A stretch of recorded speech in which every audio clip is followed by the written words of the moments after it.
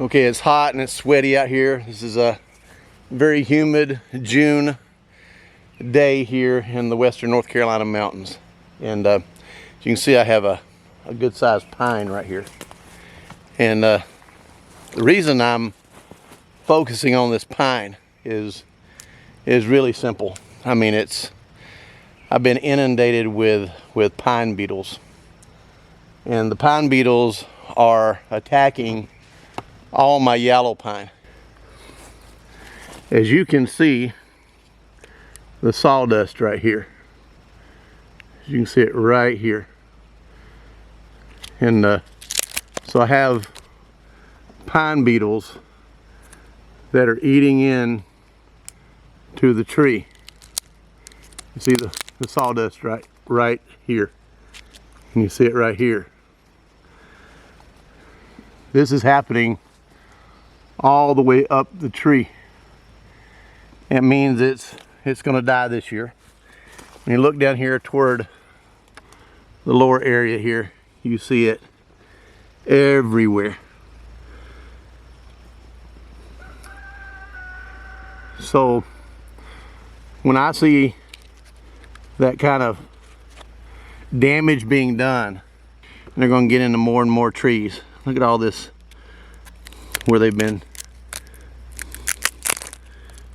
eating into this pine tree.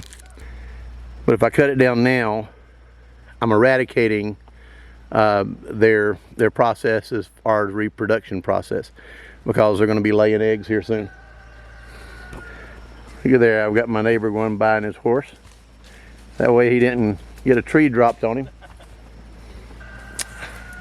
No one likes to cut down live trees, and I know that upsets some people when you cut down live trees, but it's important to sustain the forest. And we have some, you can see here, laurel everywhere, rhododendron everywhere. We cannot afford to lose all of our trees, so we have to sometimes eradicate the diseased ones, and I call this a diseased tree. It's not really, it's an infested tree. When you have an infested tree, you have to take it down. So let's take it down and let's turn it into some usable material. If I wait, this material is going to be full of wormholes, and it's going to be only usable if somebody likes wormholes. But to get good quality material right now the pine beetles are only concentrating on that ambium layer right below the bark. So they're only chewing on where the tree is getting its life, its new year life, okay? So if I leave it and I allow it to decay like the one you see back in the background there, or the one that's fallen right here below us, then you have wormholes all the way through it. You have the bluing all the way through it, and then we have a damaged material, and the tree's not good for anything. So let's cut this down.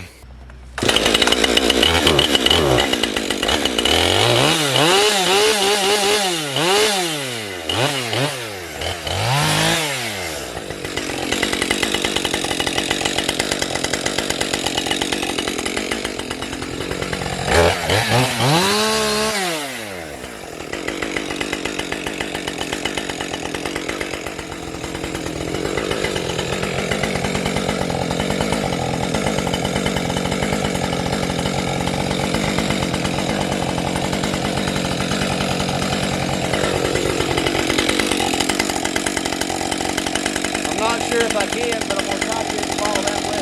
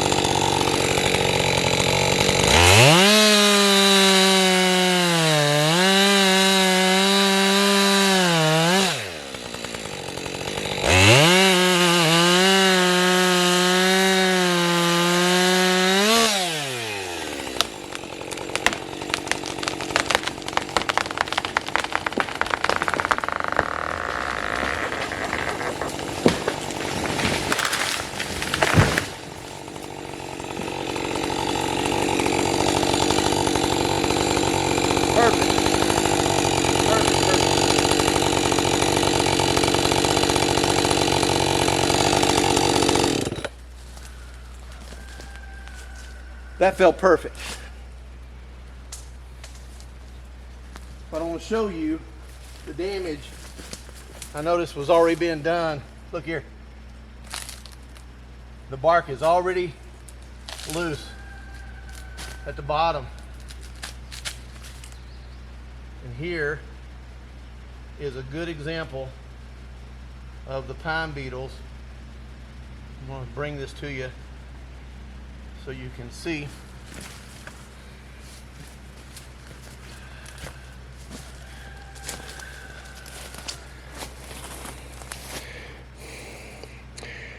You can see it. I hope you can see it in the camera. The larvae literally eat holes, wormholes through the wood. You see the pine beetle larvae? They lay their eggs, they bore in. When you start seeing this sawdust like this tree is gone. It has no, look at this. A good healthy tree doesn't do that.